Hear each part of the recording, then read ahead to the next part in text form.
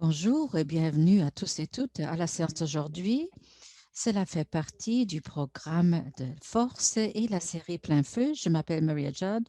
Je suis vice-présidente avec la fondation récente fusionnée avec la Fondation pour l'amélioration des soins de santé et l'Institut de la sécurité des pensions. Notre série Plein Feu, c'est une opportunité pour éclairer et discuter des façons d'aborder les défis les importants en matière de soins de santé au Canada. Et la séance d'aujourd'hui, le racisme autochtone dans les soins de santé, donc emprunter les chemins vers la réconciliation, vise justement cet objectif. Mais avant de commencer, je tiens à reconnaître que nous nous rencontrons de plusieurs endroits au pays et nous avons près de 400 personnes qui nous écoutent aujourd'hui de chaque province au pays et de plusieurs des territoires. J'aimerais également reconnaître que nos nouveaux bureaux de l'organisation fusionnée se trouvent sur les territoires non cédés du peuple algonquin, Anishinaabe et Trétécis. Et ça fait partie de mon parcours d'apprentissage, reconnaissance des terres et un geste de réconciliation qui implique faire un énoncé en reconnaissant le territoire traditionnel des peuples autochtones dont c'était leur chez-soi avant que les colons n'arrivent et dans beaucoup de cas le font encore. À ce stade, j'aimerais vous demander de vous présenter en utilisant la boîte de dialogue et je vous invite à réfléchir aux terres sur lesquelles vous vous trouvez aujourd'hui. Quelques questions d'intendance avant de plonger dans notre présentation et dans notre discussion. Tout d'abord, nous avons le grand plaisir d'offrir également la séance en français. Vous aurez l'interprétation simultanée en français pour l'événement aujourd'hui. Vous trouverez la langue pour l'option dans votre menu sur Zoom si vous souhaitez donc écouter soit en anglais ou en français, c'est possible. Nous voulons également nous assurer que nous créons un environnement sécuritaire et qui permet de soutenir toutes les personnes qui se joignent à nous virtuellement.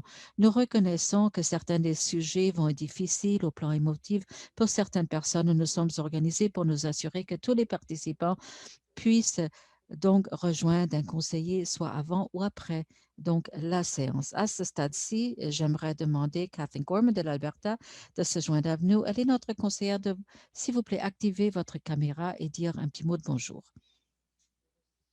Bonjour à tous, je suis honorée d'être ici du territoire traité 6. Merci beaucoup, Kathleen, de vous être jointe à nous. Et si vous voulez rejoindre, de communiquer avec Kathleen, on vous invite à le faire au cours de la séance avec le numéro de téléphone qu'on trouvera dans le chat ou en lui envoyant un courriel au cours de la séance d'aujourd'hui. Un rappel également que cette séance est enregistrée et sera disponible sur le site Web comme ressource suite à la séance en direct aujourd'hui. La séance d'aujourd'hui est en réponse à des événements récents et des rapports, y compris, mais pas limités, à donc la mort tragique de George Lashquan dans un hôpital du Québec et les rapports récents In Plain Sight qui abordent le racisme contre les peuples autochtones dans les soins de santé de la Colombie-Britannique. C'est également une réponse à une reconnaissance accrue que le racisme systémique est un enjeu dans la santé partout au Canada. Il s'agit d'une question de sécurité et des soins de qualité des patients et que les dirigeants jouent un rôle à ce chapitre. Nous sommes très reconnaissants à nos conférencières qui se joignent à nous aujourd'hui pour nous permettre à démarrer et continuer cette discussion de comprendre comment nous pouvons y répondre partout au pays. J'aimerais maintenant les présenter. La Dr. Darlene Kitty est la directrice du programme autochtone de la Faculté de médecine de l'Université d'Ottawa, où elle dirige les efforts du recrutement des étudiants autochtones, ainsi que la direction du programme d'études. Elle est l'ancienne présidente, actuellement membre du conseil de l'Association des médecins autochtones du Canada. L'honorable Dr. Mary Ellen Turpin-Lafont est avocate en chef associée avec Woodward et compagnie. Mary Ellen est membre de la nation Musqueam Cree de Saskatchewan, anciennement juge à la Cour provinciale, et elle était députée à l'Assemblée législative de la Colombie-Britannique comme première représentante pour les enfants et jeunes. Elle a récemment, en juin, été nommée par le ministre de la Santé, Adrian Dix, pour diriger une enquête sur le racisme contre les peuples autochtones. Elle va partager les résultats de ce rapport dans les recommandations. Et Harmony Johnson, donc, est responsable de Harmony Johnson Consultation. Elle vient de la nation de Tulalmin. Elle a écrit beaucoup de livres, plus de 15 ans d'expérience dans les rôle de direction en santé politique des Premières Nations, des relations intergouvernementales. Elle était également directrice en chef d'une étude qui examinait le racisme contre les peuples autochtones dans le système de santé colombie-britannique qu'on voit dans le rapport Plain Sight. Donc, merci beaucoup à nos conférencières de s'être jointes à nous et pour rendre une telle séance possible. À ce stade-ci, je vais donc passer la parole à Mary Ellen. À vous, Mary Ellen.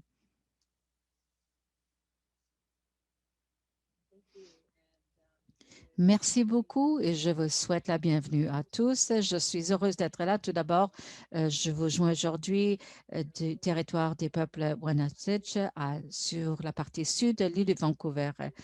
Et donc, c'est un peu tôt pour nous, mais je vous dis donc bonjour, bon matin. Tout d'abord, un grand merci pour cette invitation et de me donner l'occasion d'aborder le travail qui est en cours dans ma province, en Colombie-Britannique. Et je suis ravie de voir que ma collègue Harmony Johnson peut se joindre à moi aujourd'hui. Donc, ensemble, nous avons été nommés par le ministre Adrian Dix en été 2020 pour examiner le racisme contre les Autochtones dans les soins de santé en Colombie-Britannique. Et nous avons élaboré un rapport sur la question qui a été publié le 30 novembre et plus tard aujourd'hui. D'ailleurs, nous allons publier la deuxième partie de ce rapport qui va examiner des données nouvelles portant sur les peuples autochtones et leur expérience dans le système de santé colombie-britannique, l'accès, l'utilisation des soins de santé et les données. Il y aura de nouvelles informations qui seront publiées aujourd'hui. Tous ces matériels sont disponibles sur le site web, malheureusement, et je m'en excuse, le tout n'est disponible qu'en anglais, mais je crois qu'aujourd'hui, vous aurez la traduction des PowerPoint en français.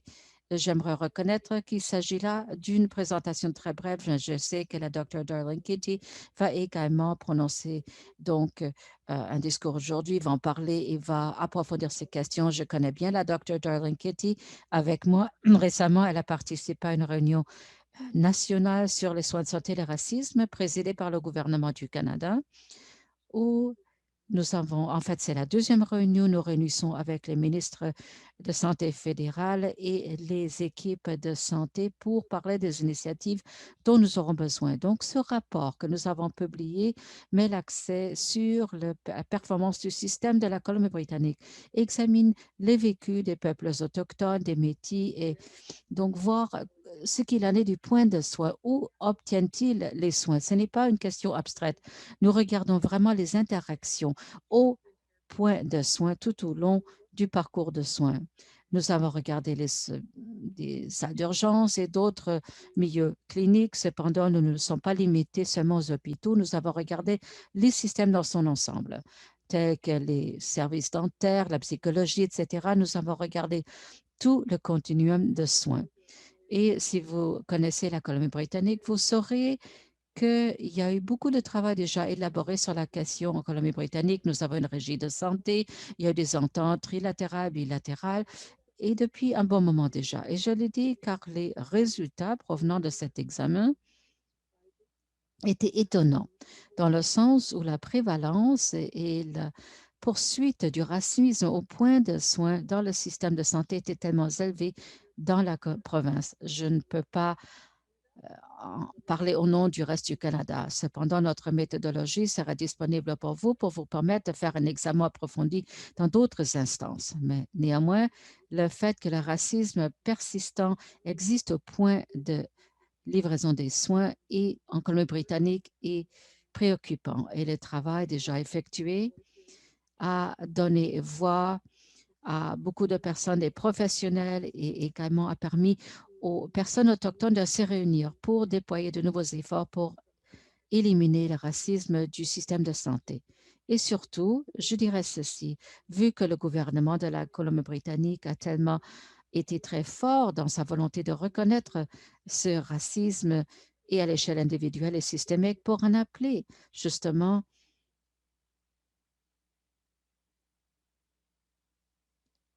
Malheureusement, nous semblons avoir perdu le son pour Mary Ellen.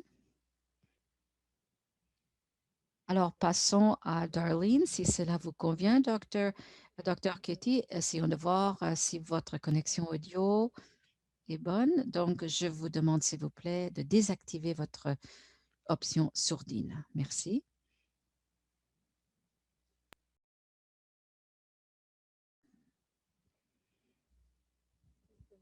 Merci beaucoup. Donc, à vous, Darlene.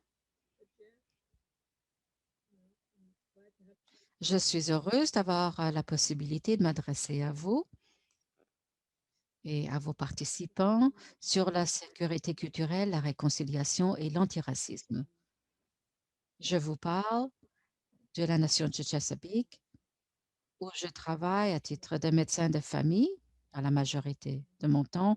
Donc, je peux partager mon point de vue des premières lignes, ainsi que d'être également donc défendresse et enseignante pour la santé autochtone. Cliché suivant, s'il vous plaît.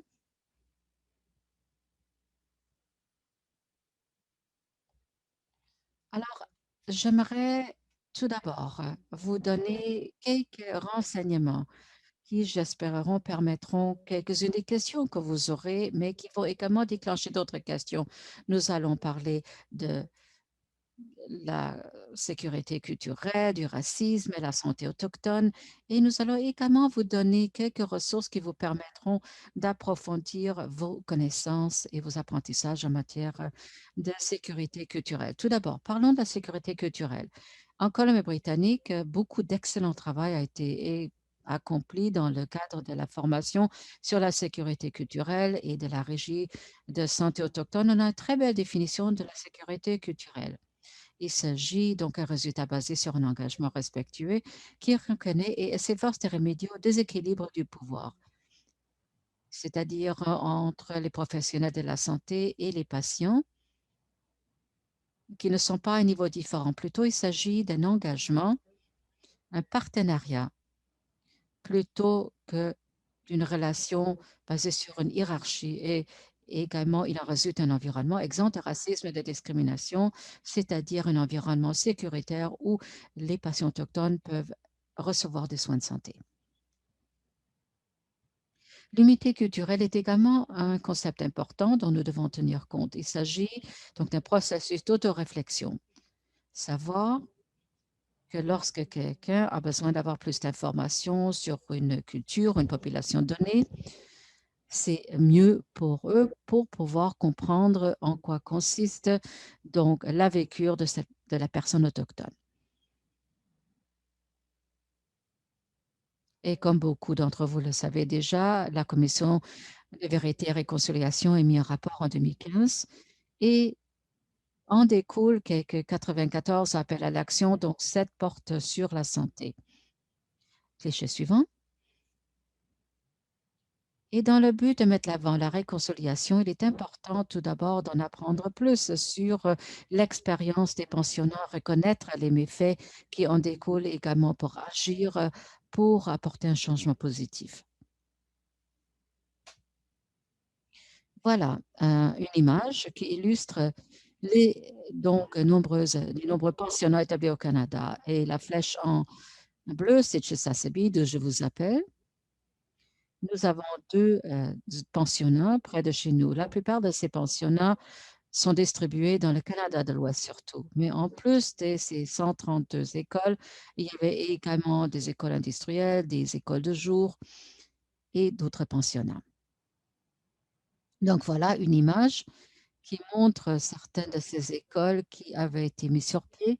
Et en endroit, c'est Kamloops, c'est une des écoles avec la pire réputation. Et en bas, c'est Fort Scapel en Saskatchewan, la dernière porte qui a fermé ses portes en 1996. Ça ne fait pas très longtemps. Et c'est ironique, vous voyez les tipis, et là, les membres de la famille sont justement à l'extérieur de l'école. Et en bas à droite, vous voyez la transformation d'un jeune garçon des Premières Nations, donc dans son habit, et suite, après, comment il a été transformé pour en faire une personne blanche, après avoir passé dans un pensionnat. Et voilà ici, mon territoire. Il y avait 2 pensionnats qui étaient près de chez nous. Mon père est allé, donc à Saint Philip, c'était anglican. Il y a passé 8 ans et en haut à gauche, c'est mon oncle et un ami qui lisent un livre ensemble. Donc, pour moi, ces pensionnats, c'est vraiment l'histoire personnelle. Mes deux parents ont été à ces pensionnats et je suis donc la survivante intergénérationnelle de ces pensionnats. Il est important de comprendre quelle est vraiment l'expérience des pensionnats. Et vous savez, les personnes juives ont dû passer par l'Holocauste. C'est tout aussi important. Il est important de comprendre ceci dans le cadre de l'histoire du Canada. Comme je l'ai indiqué, il y avait 130 écoles. Certains de ces enfants qui ont été élevés de leur famille n'ont jamais pu retourner à leur famille. Ils ont été adoptés par des familles non autochtones, ça s'appelle. Donc, ils ont donc été enlevés par le gouvernement. Ils ont été envoyés à des églises catholiques ou anglicaines. Les Premières Nations et les enfants métis inuits donc, ont été victimes de ces pensionnats. Et je l'appelle des victimes parce qu'ils ont été assujettis à beaucoup d'abus et n'avaient pas le droit de parler leur langue, ne pouvaient pas participer mais des activités traditionnelles, ne pouvaient pas voir leurs frères ou sœurs. Donc, ils avaient été donc complètement enlevés de leur identité. Leur identité leur avait été enlevée, pardon. Donc, beaucoup de ces élèves ont été assujettis à des abus émotionnels, physiques et sexuels. Il y a eu beaucoup de pertes de culture et tradition, leur langue, leur terre, leurs valeurs, les compétences parentales, perte de membres de la famille. Il y a beaucoup d'enfants qui sont morts dans ces pensionnats dû à des maladies telles que l'influenza, la tuberculose, et parfois ils sont morts dû à d'autres raisons. Également, ils ont perdu la vie communautaire, ils étaient enlevés de leurs parents. Ceci a conduit à beaucoup de problèmes de santé mentale, également du deuil non résolu, et sans doute a contribué à beaucoup de choses que nous voyons aujourd'hui chez les populations autochtones, les défis auxquels ils font face à l'échelle individuelle dans leur famille ou dans leur communauté. Cliché suivant. Certaines des questions de santé mentale comprennent la dépression, le suicide, l'anxiété, les troubles de stress post-traumatique. Et ce n'est pas seulement pour les survivants, ceci touche également leur famille et plusieurs générations qui ont suivi. Comme je l'ai mentionné, il y a les survivants plutôt intergénérationnels. Par contre, malgré les tragédies par lesquelles sont passés les survivants des pensionnats, on constate toujours la résilience, la tolérance, le courage et l'amour et la force.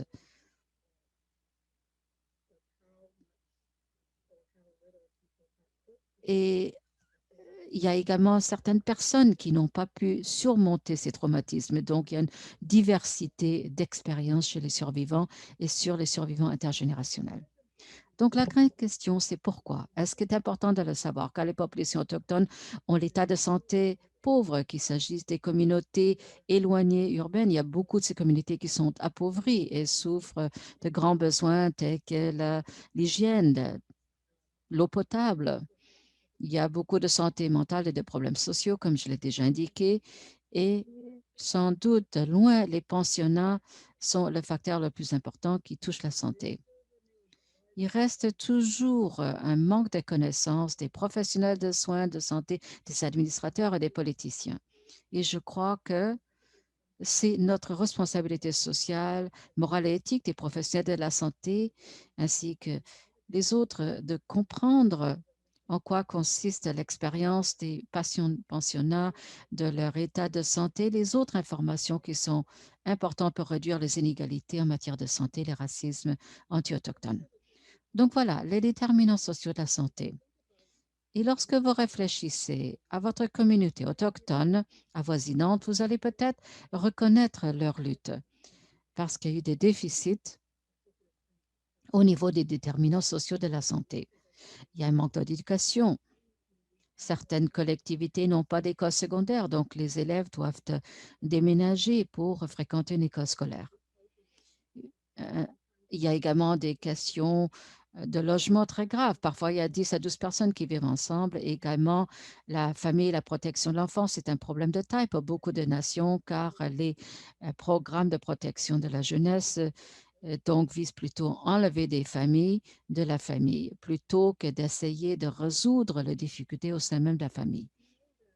Est-ce que vous saviez qu'actuellement, il y a plus d'enfants autochtones dans le système de protection de l'enfance qu'au pic de l'expérience du pensionnat? Ça, c'est vraiment matière à réflexion. Qu'est-ce que nous faisons pour ces enfants autochtones? Comment est-ce que vous, à titre de dirigeant de santé, pouvez soutenir les familles autochtones et les enfants? Vraiment, il faut vraiment y réfléchir. Également, nous savons que donc le racisme et le statut d'Indien touche également la santé des enfants et de toute la population autochtone. J'allais vous montrer justement un graphique sur le statut de santé. Mais vu que vous êtes tous partout au Canada, je vous invite à l'explorer de votre propre gré. Mais ça, c'est une image de EUHD qui montre des chiffres donc de diabète. C'était 2,9% en 1983. Vous voyez jusqu'à quel point ce taux a grimpé jusqu'à 24,6% de diabète. Donc, c'est 10 fois plus élevé. Et c'est en grande partie dû au changement de régime, les styles de vie plus sédentaires, on se fie plus sur les voitures pour les déplacements. Donc, le taux de diabète et les complications qui en découlent ont augmenté de façon drastique. Mais ça pourrait être n'importe quelle question. Il pourrait s'agir des questions de santé mentale, des maladies cardiovasculaires, etc. Il faut vraiment réfléchir au statut de santé des populations autochtones et voir comment on peut les changer. Donc, quels sont quelques-uns des obstacles à des soins culturellement sécuritaires? Encore une fois, il s'agit d'un manque de connaissances. Il faut en savoir plus sur la culture, les traditions, les croyances, les valeurs et attitudes des peuples autochtones et même le concept que la santé est différente. Et qu'en est-il des communautés? À quoi ressemblent ces communautés? Avez-vous déjà visité une communauté? Et qu'en est-il de la langue? Il faut prévoir que les personnes autochtones qui cherchent des soins de santé auront besoin d'aide au niveau de la langue et pour comprendre certains concepts. Il serait difficile de comprendre quelque chose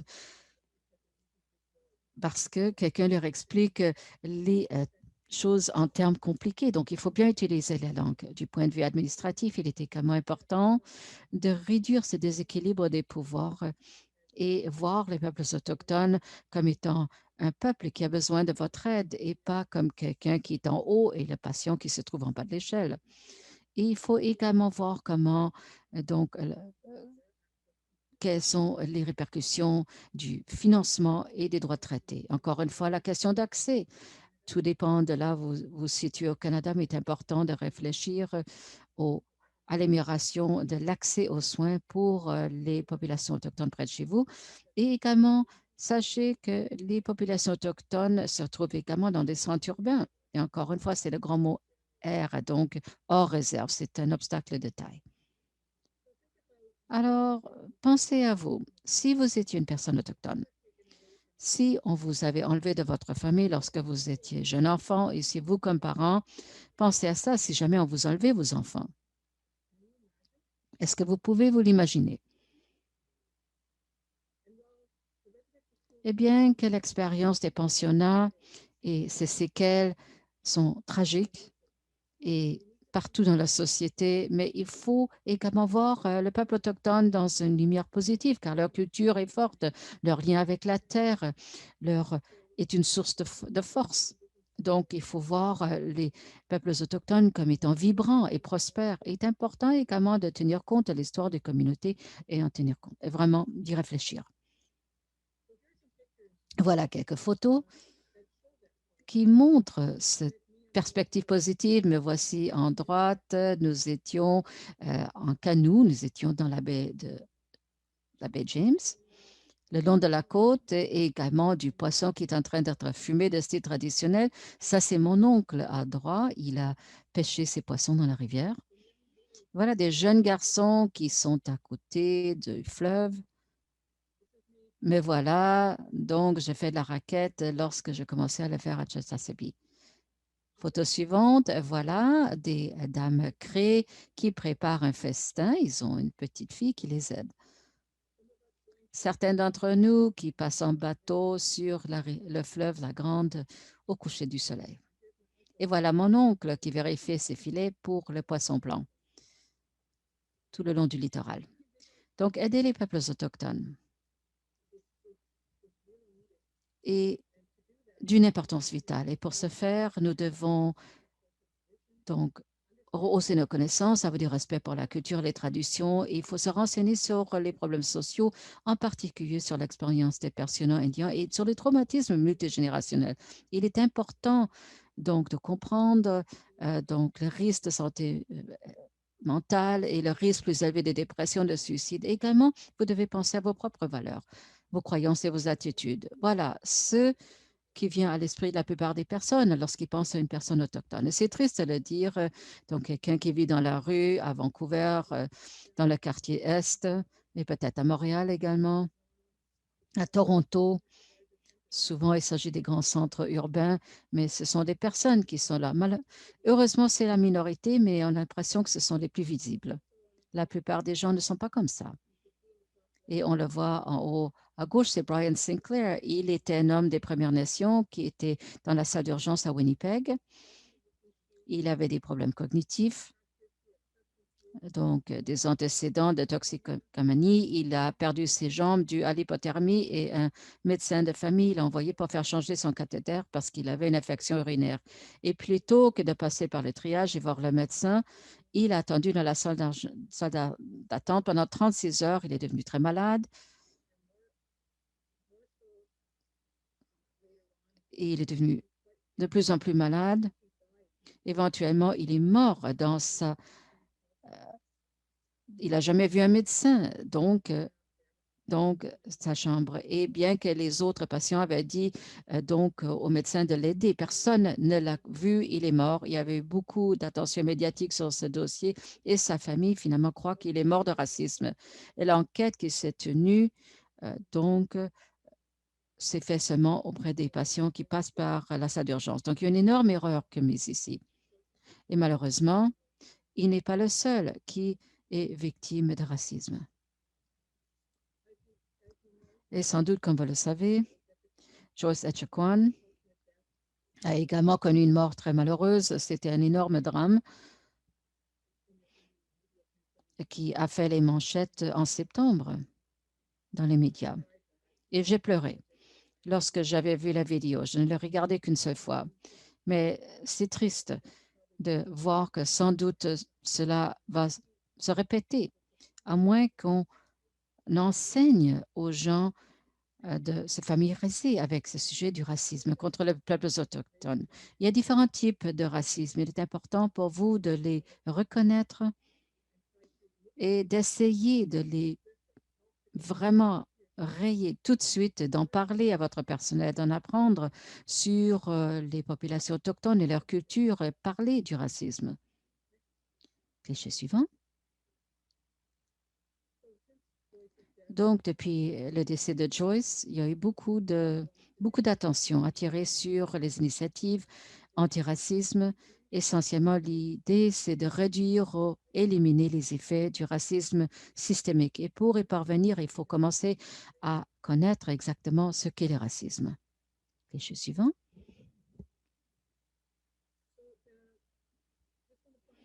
Donc, pour une note finale, donc, les politiques historiques actuelles ont eu des répercussions majeures sur la santé des Premières Nations et autochtones. Et nous, les peuples autochtones, ont un fardeau disproportionné de morbidité et un accès limité aux services de soins de santé. Il est extrêmement important d'arrêter les stéréotypes, les hypothèses et préjugés et mettre fin à tous les types de racisme. Il est important de regarder les peuples et les communautés des Premières Nations, Inuits et Métis, sous l'angle de la sécurité culturelle et de leur lien très fort avec la Terre qui continue d'exister aujourd'hui. Ce sont des cultures magnifiques qu'il faut explorer et les gens doivent en apprendre davantage. Et également pour l'être, donc en utilisant toujours donc le prisme de la sécurité culturelle. N'oublions pas les pensionnats indiens, le racisme et les soins culturellement non sécuritaires ont un impact négatif sur l'état de santé et les résultats des peuples autochtones. Et ensuite, alors que pouvez-vous faire? Sans doute, vous avez déjà fait le premier pas. Vous apprenez aujourd'hui.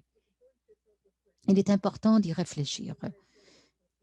Rappelez-vous de ce que j'ai dit sur l'humilité culturelle, autoréflexion. Ceci vous permet de comprendre, agir et ensuite défendre. C'est important pour vous, comme dirigeant en matière de soins de santé, pour que vous puissiez transmettre ça à votre personnel et éventuellement avoir un impact aux premières lignes, donc un impact positif relativement aux soins que vous prodiguez aux personnes autochtones. Il est également important de mobiliser les communautés autour de vous. Vous ne pouvez pas faire cavalier seul, vous devez travailler ensemble.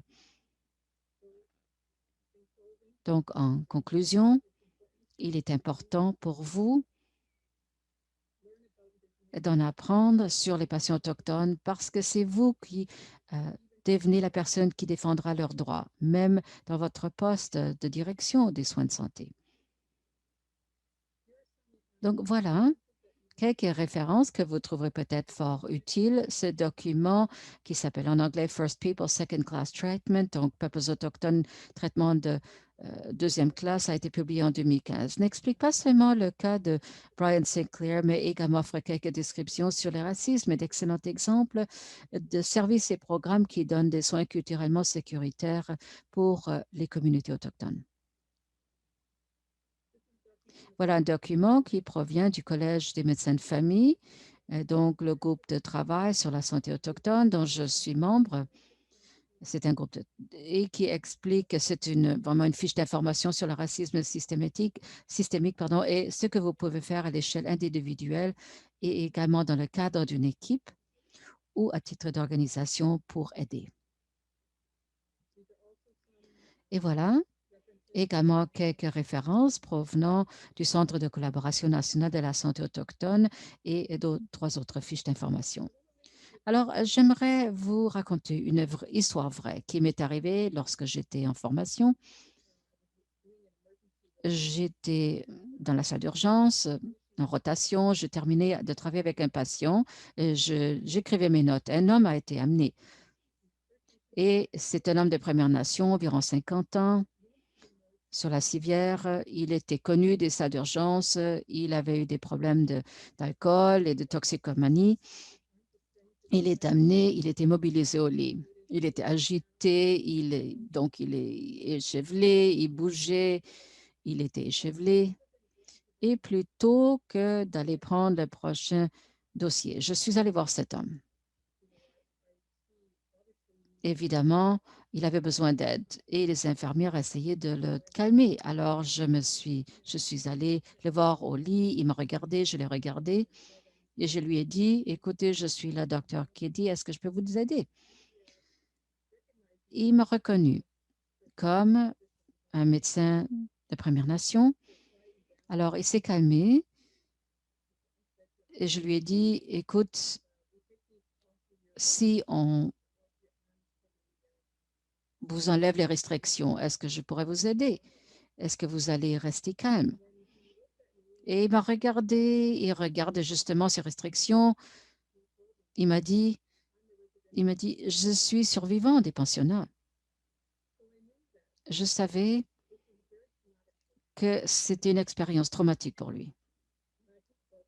Et lorsque je réfléchis à ce patient, je deviens toute émotive. Alors, je le regardais, je dis, écoutez, je vous comprends. Alors, j'ai demandé à l'infirmière, j'ai enlevé les restrictions au lit, elle a enlevé l'autre, moi j'ai enlevé l'autre, et j'ai compris que je devais l'aider. Alors, je commençais à lui poser des questions médicales pour identifier le problème. En fait, il n'était pas intoxiqué, il n'avait pas bu, il avait du mal au thorax, du difficulté à respirer, il avait faible pression artérielle, donc rapide, respiration très rapide, saturation d'oxygène était en baisse. Et lorsque j'écoutais son cœur et ses poumons, il avait des crépitements, des râles crépitants, et ECG montrait à fibre rapide. On lui a installé IV et également oxygène. Finalement, je lui parlais et le médecin est allé le voir, qui était responsable, et l'a entendu dire « Je suis survivant des pensionnats ». En attendant, lorsqu'on a découvert qu'il avait l'instable à fibre rapide, c'est une urgence cardiovasculaire et il avait besoin donc de recevoir une cardioversion électrique. C'est une condition instabilisée, peut conduire à donc défaillance cardiaque. On lui a donné un choc et il est revenu à un rythme normal et on a pu le stabiliser. Sa pression artérielle a augmenté, plus pouls en baisse. Donc, le niveau d'oxygène également a connu une amélioration importante. Donc, elle l'a installé, on l'a préparé pour l'admission donc à l'unité en haut. Je notais, je faisais mes notes. Et le médecin responsable est venu me voir. Il m'a demandé, mais c'est quoi un pensionnat? C'est quoi ça? Et ça m'a choqué. Comment est-ce qu'un médecin, donc soignant, ne peut pas savoir ce que c'est un pensionnat? Cet homme aurait pu mourir sur la civière s'il avait attendu plus longtemps pour être traité, pour une évaluation médicale. Mais plutôt, moi, je suis allée le voir pour l'aider. Et sans doute, j'ai sauvé sa vie. Et ça m'a choqué. Lorsque le médecin responsable ne le savait pas, moi, j'étais heureuse qu'il ait posé la question parce que les médecins doivent le savoir. Les infirmières doivent le savoir. Et d'autres professionnels également doivent le savoir, tout comme le médecin traitant. Et même les administrateurs doivent le savoir, parce que sinon, que se passerait-il? Que se serait-il passé si peut-être il avait été à la salle d'urgence comme Brian Sinclair? Écoutez, imaginons-nous ce qui serait arrivé. Donc, il est important d'en savoir ce qu'il est des pensionnats, le fait que ceci touche de façon importante la santé des personnes autochtones. Finalement, mon médecin traitant et moi, nous nous sommes assis à la fin de notre quart et je lui en ai parlé des pensionnats. Cela m'a montré deux choses. Tout d'abord, je devais en parler plus et les gens doivent l'apprendre. Donc, je me rappelle toujours de cet homme. Diapo suivante, s'il vous plaît. Alors, voilà, je vous laisse ça comme histoire pour réfléchir. J'espère que vous aurez appris quelque chose aujourd'hui qui vous amènera à la prochaine partie de votre parcours. Merci beaucoup. Un grand merci, Dr. Kitty, d'avoir partagé cette expérience dans notre parcours d'apprentissage sur l'histoire, le contexte historique et ce que nous devons apprendre à l'échelle individuelle à titre de prestataire de soins de santé comme système. Et donc, beaucoup de commentaires dans la boîte de dialogue, beaucoup de mots de remerciement. Et ça fait partie de cet apprentissage continu. Nous allons commencer aujourd'hui, mais nous allons poursuivre ça à l'avenir. Et merci beaucoup à toutes les personnes qui ont partagé leurs pensées. Un grand merci au Dr. Kitty et quand même merci d'avoir partagé avec nous des ressources qui vous ont aidé dans votre parcours d'apprentissage. Je vous invite à continuer à entrer vos questions, des ressources, des commentaires. Et je passerai maintenant la parole à Harmony Johnson qui va nous parler du rapport de la Colombie-Britannique et ses recommandations. Et ensuite, nous allons revenir à nos questions qui se trouvent dans la boîte de dialogue. Nous allons avoir une discussion avec le Dr. Kitty et Harmony. Donc, Harmony, à vous. Merci beaucoup. Merci beaucoup, Dr. Kitty. Bonjour à tous. Je vous joins aujourd'hui du territoire en Colombie-Britannique, de la mine, et je donc vais vous parler de façon très humble de nos récentes conclusions du rapport In Plain Sight qui a été publié le 30 novembre. Aujourd'hui, nous allons publier la dernière partie de ce rapport qui est un rapport de données détaillées. Toutes les données probantes vont être donc disponibles pour vous. C'est très important pour nous et notre méthodologie. Et ce qui comptait beaucoup dans cet examen, c'est qu'il s'agit d'un sujet qui est très émotif pour tous. Dr. Kitty a appelé ça le mot « R » dans sa présentation. C'est tout à fait vrai. Nous réagissons tous à ce mot. On a toujours peur d'être appelé un raciste ou que ce soit dû à notre expérience que nous avons eue. Il est important pour nous que ce rapport élaboré ne soit pas un rapport de défense des droits, mais qu'il s'agit d'un rapport basé sur les données probantes, sur le racisme dans les systèmes de soins de santé en Colombie-Britannique, mais surtout pour situer ce racisme dans une compréhension plus large de tous les facteurs que le Dr. Kitty vient d'élever, c'est-à-dire l'expérience du colonialisme, de la colonisation, pardon, et l'importance également de ceci sur la santé des personnes autochtones. Alors, vous êtes en train de regarder un graphique sur votre écran. Il s'agit essentiellement de notre plan. Nous avons également un résumé qui a près de 70 pages. Il y a également un rapport plus long qui a quelques 250 pages. Et ensuite, notre rapport de données sera un autre 250 pages. Ceci a comme but de simplifier les arguments que nous suivons en soumettant ce rapport. Ce que vous voyez ici sur le tableau et en haut à gauche, c'est reconnaître que les personnes autochtones ont une histoire très longue de santé et bien-être. Nous avons notre propre médecine, nos propres philosophies sur la santé et le bien-être. Nous avons nos propres systèmes de santé qui soutenaient notre santé et bien-être depuis le début des temps. Mais l'introduction du colonialisme au Canada avait comme objectif d'assujettir et de miner ce sentiment de santé et bien-être. Et pour y arriver, pour créer de la politique, ou des politiques plutôt, qui visent ce dont Kitty a parlé, c'est-à-dire les pensionnats, les écoles, il faut raconter un récit pour le justifier. Alors, ce que vous voyez ici, ce sont les croyances qui sont élaborées sur les peuples autochtones, à savoir, eh bien, non, ils sont en train de mourir, ou bien de façon génétique, ils sont inférieurs, ou il y a une infériorité culturelle, et ces croyances ont créé un environnement, des choses telles que les politiques, les pensionnats et autres sont connus et vus comme étant socialement tout à fait acceptables. C'est le fondement sur lequel sont construites nos institutions, notre système de santé, notre système d'éducation et les gouvernements sont fonction de systèmes de colonialisme. Donc, alors que nous passons vers les soins de santé aujourd'hui, encore une fois, il s'agit de ces institutions qui est fondée justement sur cette histoire qui nous revient de la colonie. Nous voyons ces stéréotypes très communs.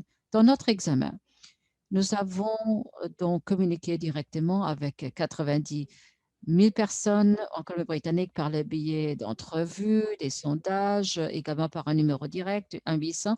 Nous avons examiné les données de 185 000 personnes autochtones. Ceci représente donc beaucoup de données et de données probantes et nous avons également fait beaucoup d'analyses à travers plusieurs ensembles de données. Et c'est que nous entendons clairement. Ce sont des stéréotypes typiques qu'on entend beaucoup dans le sang et qu'on voit partout dans le système de santé dans la province, qui ressemblent beaucoup à ces croyances qu'avaient les colons il y a 200, 250 ans, mais qui ont évolué, mais qui sous-tendent toujours nos croyances aujourd'hui.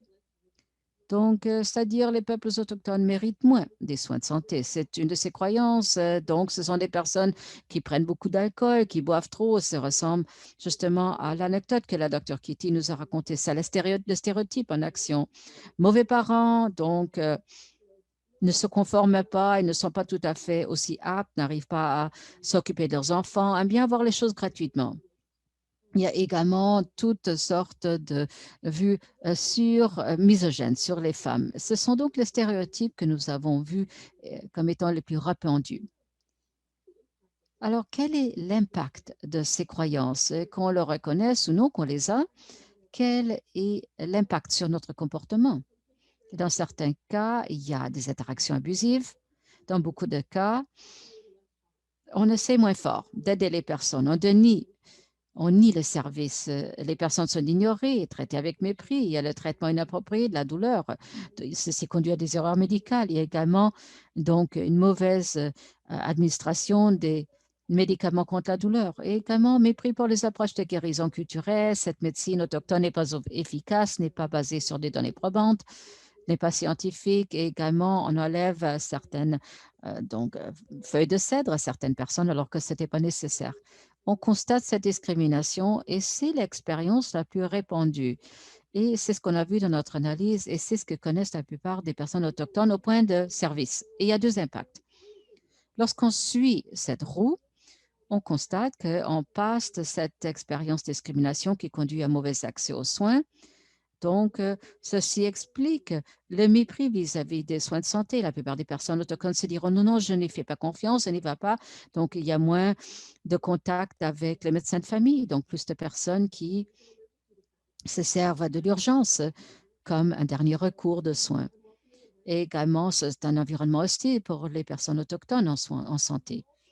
Également, ce qu'on constate, bien que la discrimination se reproduit dans leur eau, on voit que cette même expérience de racisme a également un impact direct sur notre état de santé et de bien-être. Ce n'est pas seulement une question d'accès, mais ce vécu de racisme est attaché à plus de taux de stress, plus d'idéation de suicide, plus de toxicomanie qui est problématique.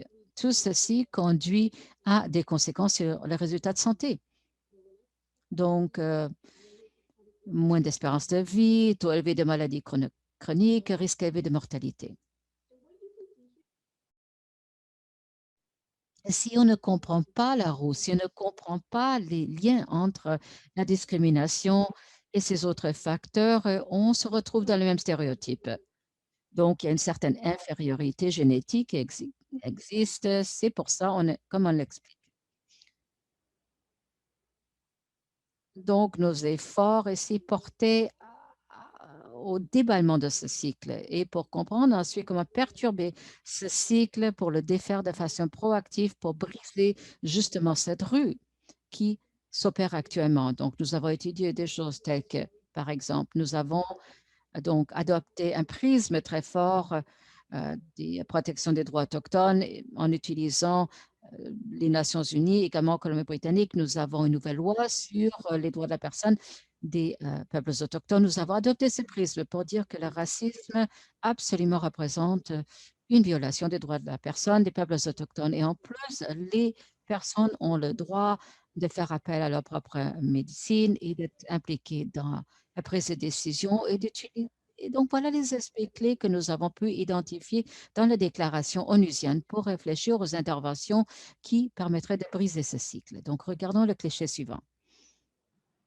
Voilà les résultats principaux de notre rapport. Donc, du côté gauche de votre écran, vous voyez qu'il s'agit vraiment des résultats sur les problèmes. J'ai expliqué les stéréotypes, le racisme, le profilage envers les Autochtones et l'impact sur la santé et le bien-être. C'était la première conclusion. Et troisièmement, c'est les femmes et les filles autochtones sont touchées de manière fortement disproportionnée. Donc, je sais que là, ça va attirer beaucoup d'attention. Il y aura sans doute un suivi et également les urgences. Dans les résultats terribles, je sais que les femmes sont souvent celles qui dirigent les questions santé pour leur famille. Et également les urgences sanitaires, la COVID dans la Colombie-Britannique, nous avons également la crise des opiacés, les surdoses qui ont un impact disproportionné sur les personnes autochtones et nos propres travers de la santé et les étudiants autochtones vivent beaucoup de racisme aux études et au milieu de travail. On s'est adressé à beaucoup de personnes. Elles ont tous dit que ce qu'il faut faire pour briser ce cycle de racisme, c'est d'avoir plus de travailleurs autochtones. Mais il faut savoir que l'environnement actuel limite leur carrière. Nous avons beaucoup de pain sur la planche. Du côté droit, nous avons étudié les solutions. Nous avons regardé de façon critique ce qui existe déjà. Qu'est-ce qui a comme l'intention d'aborder le racisme? Est-ce que ça fonctionne ou non? Encore une fois, c'est là que nous avons adopté ce prisme des droits de la personne. Donc, les programmes de formation d'éducation actuels ne conviennent pas, bien que ça se fasse en poche, mais ce n'est pas obligatoire et ceci ne permet pas aux personnes de passer au-delà d'une compréhension de base pour savoir ce que ça veut dire pour moi dans ma pratique, peu importe quel est mon poste dans le système de santé. Il n'y a pas suffisamment d'éducation qui permet aux gens de passer par un parcours d'apprentissage à vie et d'amélioration des pratiques. Donc, le processus de dépôt de plainte ne fonctionne pas bien pour les personnes autochtones. Donc, aussitôt qu'on avait notre ligne 1-800, du coup, les gens commençaient à appeler parce qu'on réalisait qu'il y avait une avenue sécuritaire pour parler des expériences. Également, les pratiques et les connaissances en santé autochtone ne sont pas intégrées. Encore une fois, notre capacité de nous servir de nos connaissances et de nos médecines devrait être mieux intégrée dans le système. Il faut offrir ces occasions. Nous n'avons pas utilisé les villes les plus importantes. Dans notre province, il y avait une très grande coopération tout au long de l'examen. Toute la direction était d'accord, aucun problème. Mais il y a des organisations qui font des choses extraordinaires, des petits projets de façon indépendante. Je ne les critique pas du tout, Mais ce que nous n'avons pas encore fait, c'est d'utiliser les leviers les plus importants pour apporter un changement, tels que modifier les lois, travailler sur les politiques, les normes réglementaires et les aspects qui permettent d'intériner le tout dans le système même des soins de santé. Pour ce qui est du leadership autochtone également, grâce à cet examen, il y a un sous-ministre associé, Don Thomas, de la Première Nation Salinas, qui est maintenant responsable. C'est la personne autochtone la plus haut placée en Colombie-Britannique. Mais il nous faut plus de personnes autochtones visibles dans le système, qui ont pouvoir de décision. Et il n'y a pas de mesures donc cohérentes, pas de mesures donc pas de façon cohérente de mesurer. Donc notre travail aujourd'hui consiste à dire voilà les données probantes, c'est visible, il faut s'en servir et il faut pouvoir les mesurer de façon continue et l'utiliser pour apporter l'amélioration. Je ne veux, on veut pas du tout pointer du doigt à qui que ce soit, mais il faut améliorer les soins. C'est ça l'objectif. Donc, dans les recommandations de notre approche, il y a 24 recommandations au total et nous avons justement adopté une approche solide axée sur les droits de l'homme à l'esprit des déclarations des Nations unies. C'est un problème compliqué et de façon délibérée si les recommandations sont structurées par système, comportement et croyances qui sont interreliés. Plus le système change, plus nous pouvons façonner les comportements et les croyances, et plus les croyances et comportements changent, plus nous pouvons apporter des changements au niveau du système. Tout doit se faire en parallèle. Mais le plus grand nombre des recommandations, c'est au niveau des systèmes. 10 recommandations totales qui portent sur l'accroissement des responsabilisations, les changements législatifs, les structures de gouvernance, les normes, les processus, également comportement, donc voir ce que peuvent faire les organisations pour répondre. C'est là où il faut miser plus sur la santé des femmes. En Colombie-Britannique, il faut miser plus sur le travail qui se fait en matière d'urgence de santé. Et les croyances, 4 recommandations qui portent beaucoup sur une formation obligatoire des professionnels de la santé et une meilleure éducation publique et également créer une école de médecine autochtone, avoir un diplôme en parallèle avec un programme de médecine. Également, nous proposons un tel programme pour les soins infirmiers et une recommandation qui met l'accent sur la mise en œuvre. Encore une fois, nous allons aujourd'hui publier le dernier rapport final. Nous savons que les choses commencent à changer. Ça fait 2 mois depuis la publication du premier rapport. Nous avons bien hâte de voir du progrès réalisé et nous avons grand espoir que ce rapport fera une différence en Colombie-Britannique et que, également qui sera bien accueilli ailleurs dans le pays et que vous le trouverez intéressant et utile pour vos propres contextes. Merci beaucoup, Harmony. Et un grand merci donc à toutes les personnes qui partagent leurs pensées, leurs questions, leurs ressources dans la boîte de dialogue. Alors, je regarde cette boîte de dialogue, je regarde les questions-réponses et d'ailleurs, merci Dr. Kitty d'avoir répondu à ces questions déjà dans la boîte de dialogue. Mais j'aimerais revenir sur une question qui nous vient d'un participant du Québec qui demande s'il y a d'autres ressources ou des actions disponibles, Dr. Kitty, que vous encouragiez, donc que vous aimeriez que surtout les dirigeants au Québec entameraient. Alors, est-ce qu'il y a des choses que vous aimeriez nous communiquer là-dessus? Il y a beaucoup d'étapes que les dirigeants au Québec peuvent entamer. Et comme je l'ai dit, ça commence avec les connaissances. Mais je crois que c'est le moment de réfléchir à ce qui se passe dans notre propre système de santé, peut-être au niveau local et régional. Il faut communiquer avec les peuples autochtones, avec les communautés autochtones, soit dans votre propre ville ou dans les régions avoisinantes, et commencer une conversation. Demandez, mais qu'est-ce qu'on peut faire pour vous aider? Qu'est-ce qu'on pourrait améliorer? Dans la commission vie, a donc fait plusieurs recommandations il y a presque 2 ans. Mais malheureusement, le gouvernement provincial, le premier ministre n'avait jamais avoué que le racisme systémique existe. Et je crois que c'est sans doute le plus grand pas à entamer avant de pouvoir effectuer des changements. Et on n'a pas besoin d'attendre le premier ministre et son aveu. On peut l'admettre soit à l'école, à l'échelle locale, régionale, et dire oui, le racisme systémique est un problème. Agissons. Il faut en apprendre davantage. Il faut se mobiliser et également demander aux membres de votre personnel de travailler ensemble et de travailler avec les communautés autochtones qui sont près de vous. Et c'est également vrai non seulement pour le Québec, mais ça s'applique à tous. Merci beaucoup, Dr. Kitty.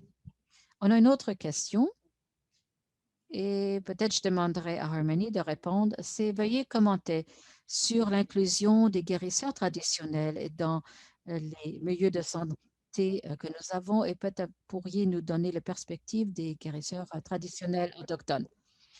Et c'est ici où il y a déjà d'excellents efforts qui ont été déployés. Nous savons qu'en Colombie-Britannique, il y a des années dans les programmes de résidence ou dans les régies de santé ici au Colombie-Britannique ont mis sur pied ceci. Il y a comme un modèle de soins primaires fusionnés où vous avez des guérisseurs des années qui font partie du cercle de soins prodigués et dans les soins prodigués aux patients. C'est encore très tôt, mais je crois que c'est un signe très prometteur.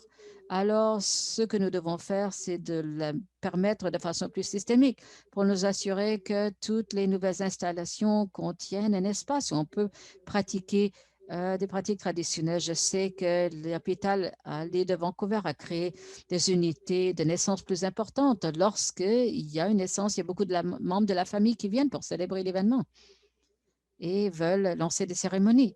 Mais il faut le faciliter. Nous devons dire que c'est une partie importante de notre système de soins de santé. Certainement, on va en défrayer les coûts, mais il faut mettre en place des politiques qui permettent justement l'exercice de certaines pratiques et coutumes. Encore une fois, c'est ici où le problème peut devenir trop compliqué. On reste embourbé, mais il faut créer des systèmes qui permettent aux gens de travailler ensemble dans le cadre de ce parcours. Encore une fois, d'excellent travail a déjà été fait. Je voulais justement vous parler de notre centre justement pour la santé autochtone que nous sommes en train de créer. Il y aura des ressources, des outils disponibles et qui vont expliquer toutes les bonnes choses qui se font actuellement. On pourra les diffuser et on pourra en parler. C'est encore très tôt, mais c'est justement ce genre de ressources relève vraiment d'une importance critique. Merci beaucoup, Harmony. Et je sais que Dr. Kitty avait également parlé et avait fait référence à un centre de collaboration nationale dans ces acétates. On va vous les envoyer également à partir de la séance d'aujourd'hui. Également, vous recevrez les liens à toutes les ressources qui ont été mentionnées par nos conférencières. Tout va être dans les archives, mais nous sommes près de la fin. Dr. Kitty, cependant, est-ce qu'il y a des choses que vous aimeriez ajouter aux commentaires de Harmony sur les ressources précises qui sont disponibles et quelque chose que vous aimeriez ajouter? Il existe tellement de ressources.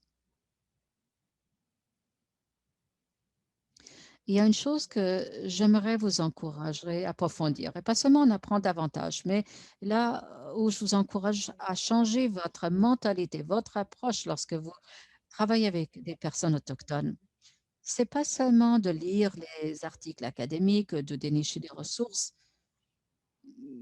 Évidemment, on espère que toutes ces ressources auront été dirigées par des personnes autochtones, mais trouver également des ressources que vous pouvez visualiser, donc qui vous permettent de comprendre le vécu des personnes autochtones. Une chose que j'ai développée avec un membre de mon personnel à l'Université d'Ottawa, c'est une liste de ressources de santé autochtone. Maria, je pourrais vous l'envoyer. Il s'agit d'une liste de 8 pages de références qui vous permettent d'en apprendre davantage sur les peuples autochtones, la santé autochtone. Il ne s'agit pas uniquement des articles, mais il s'agit des livres, de la fiction, non-fiction, des documentaires, des films qui relèvent l'expérience d'un peuple autochtone dans un certain cadre. Par exemple, il y a un film qui s'appelle The Necessities of Life, les nécessités de la vie, qui montre un homme inuit qui est enlevé de sa communauté pour se récupérer de la tuberculose dans le sud. Éventuellement, il guérit, il rentre chez lui. Mais c'est très long comme rétablissement. C'est un excellent film. Je vous invite à le regarder. C'est très émouvant et on comprend vraiment ce par quoi sont passées les personnes inuites. C'est un exemple. Je pourrais vous envoyer la liste. Également pour nos participants ici, je vous invite à passer en revue à la liste, en apprendre davantage et également en apprendre également des autres ressources qui montrent la vie des personnes autochtones de premier gré. Souvent, il s'agit des films, mais la plupart de ces films sont vraiment excellents, sont très fidèles. Il y a des documentaires dans cette liste. Il y a également des livres qui sont soit fiction ou non-fiction, qui sont très bien écrits. Alors, je vais vous l'envoyer. Et je vous invite à y réfléchir. Je vous invite également à discuter. Ça, c'est une autre façon d'apprendre.